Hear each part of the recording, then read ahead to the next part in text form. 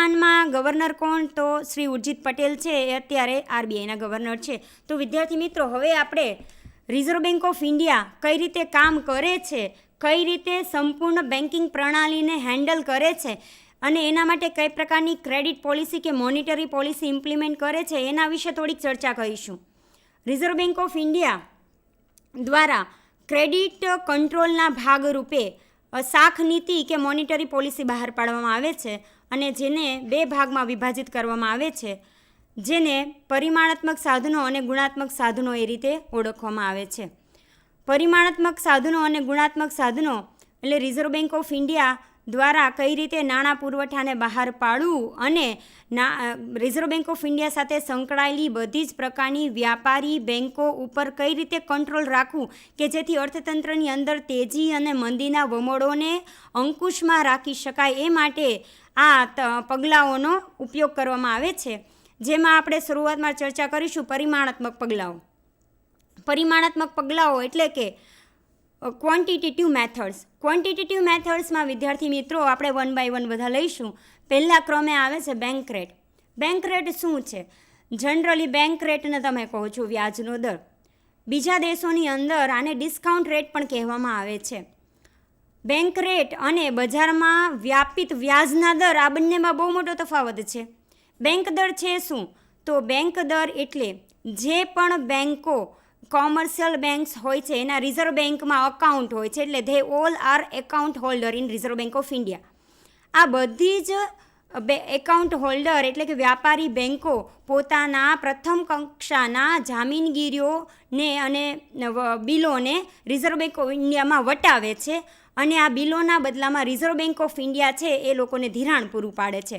મતલબ કે પોતાની જામીનગીરી કે બિલો છે એ રિઝર્વ બેંક ઓફ ઇન્ડિયામાં આપે છે, રિઝર્વ બેંક ઓફ ઇન્ડિયા એને વટાવે છે અને વટાવવાના બદલામાં બેંકોને ધિરાણ પૂરું પાડે છે અને આ ધિરાણ આપવાના બદલામાં રિઝર્વ બેંક ઓફ ઇન્ડિયા અમુક રેટ લે છે અને એને બેંક રેટ તરીકે ઓળખવામાં આવે છે.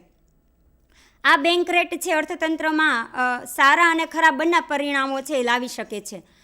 એનું તમારી સામે એક ઉદાહરણ મૂકું તો જ્યારે અર્થતંત્રની અંદર ફુગાવાની પરિસ્થિતિ ઉદ્ભવે છે ત્યારે રિઝર્વ બેંક શું કરે છે? ત્યારે રિઝર્વ બેંક છે એ બેંક રેટમાં વધારો કરી નાખે છે. બેંક રેટમાં વધારો કરશે, પરિણામે કોમર્શિયલ બેંકમાં જે ધિરાણ મળે છે ધિરાણ મોંઘું મળે છે. કોમર્શિયલ બેંકવાળા જે દરે લોકોને ધિરાણ આપે છે એ બજારનો વ્યાજ દર કહેવાય, એ બેંક રેટ ન કહેવાય.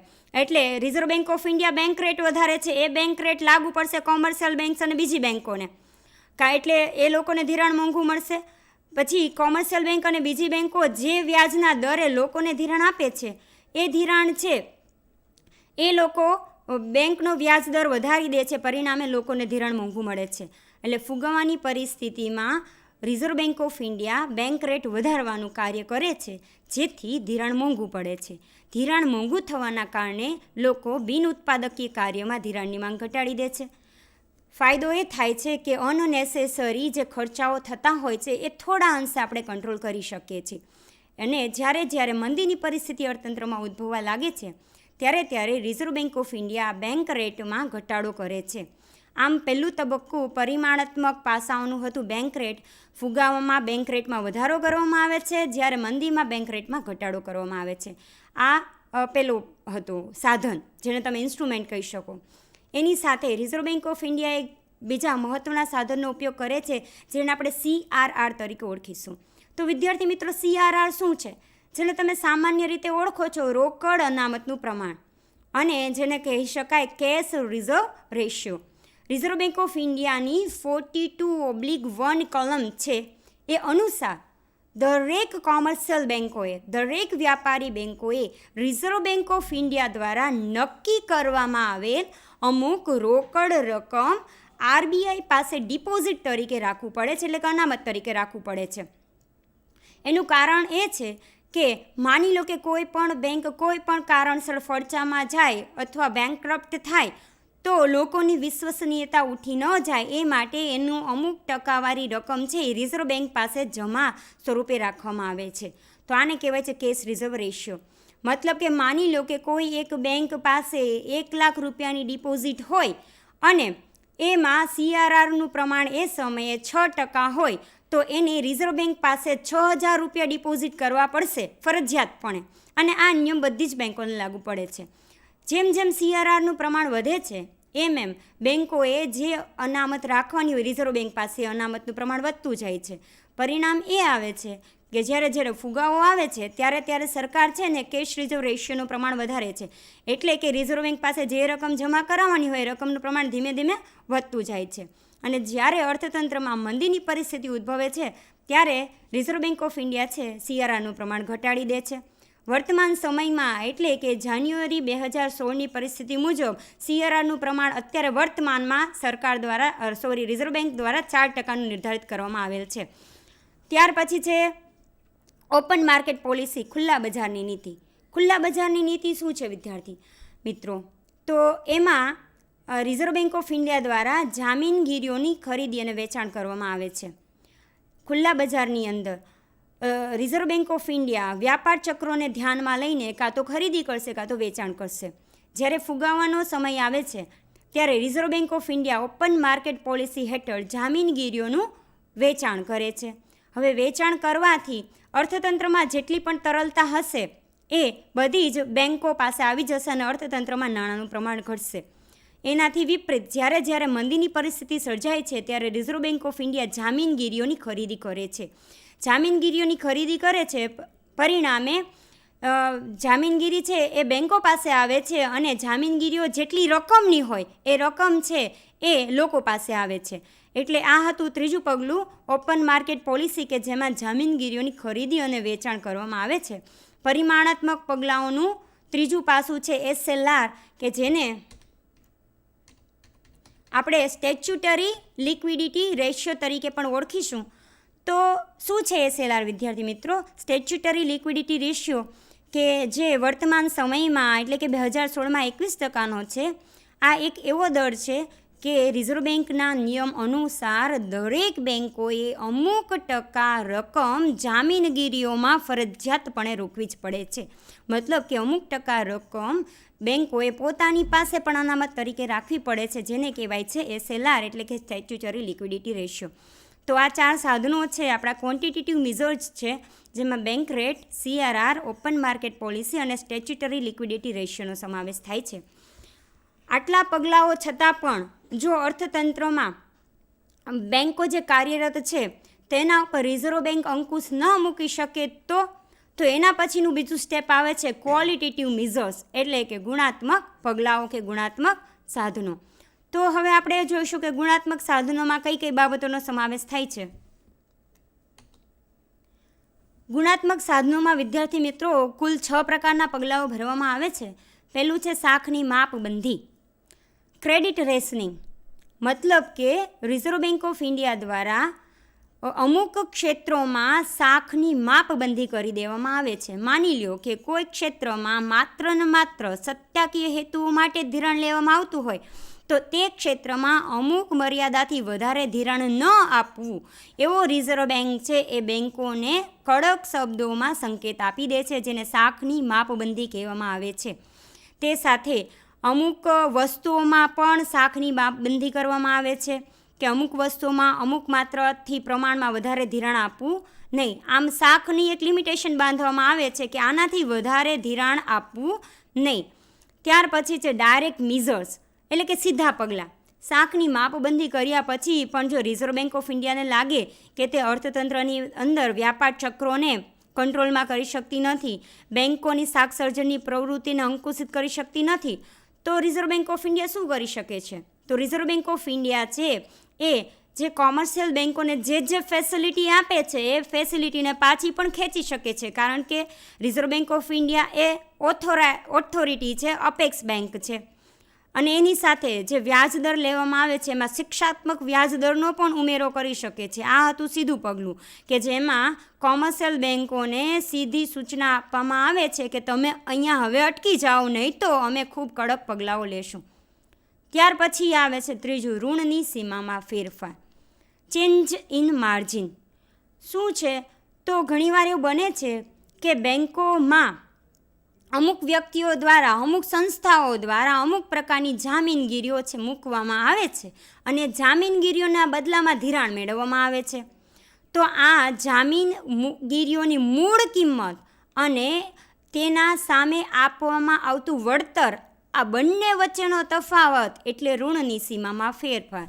માની લો કે 1 લાખની જામીનગીરી હોય અને એની સામે 80,000નું એમને ધિરાણ આપવામાં આવતું હોય, તો જે વચ્ચેનો 20,000નો ડિફરન્સ છે એ ઋણની સીમા કહી શકાય. વ્યાપારી બેન્કોને કંટ્રોલમાં રાખવા માટે રિઝર્વ બેન્ક ઓફ ઇન્ડિયા દ્વારા ઋણની સીમામાં વારંવાર પરિવર્તન કરવામાં આવતું હોય છે.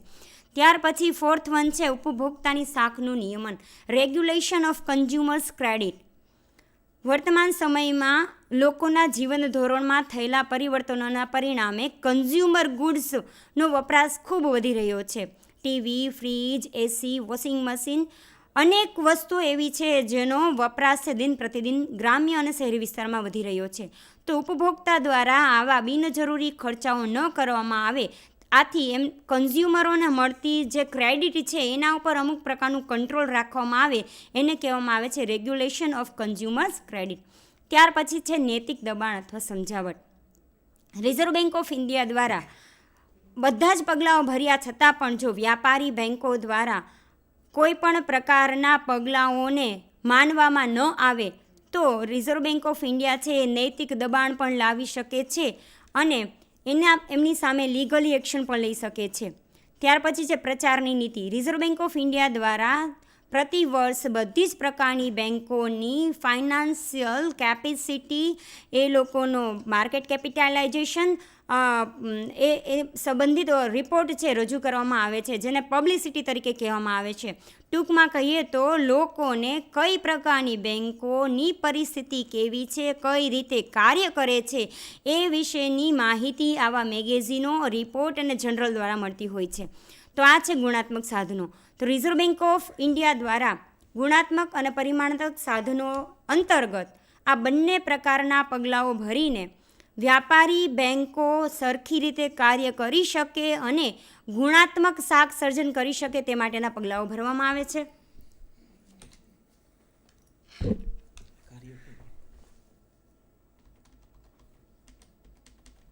વિદ્યાર્થી મિત્રો, હવે આપણે રિઝર્વ બેન્ક ઓફ ઇન્ડિયા કઈ રીતે કાર્ય કરે છે તેની માહિતી છે મારા સાથી મિત્ર સંજેશભાઈ આપણને થોડી માહિતી આપશે.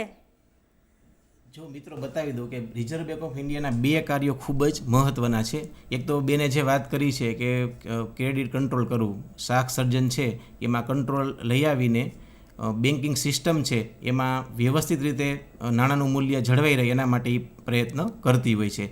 2 પ્રકારના જે વ્યાપાર ચક્રો ઉદ્ભવે છે, તેજી અને મંદી, આ બંને વ્યાપાર ચક્રો વખતે દેશનો આર્થિક વિકાસ છે એ સ્થિરતા સાથે થાય એવા પ્રયાસોમાં આરબીઆઈનો રોલ ઘણો બધો મહત્ત્વનો છે.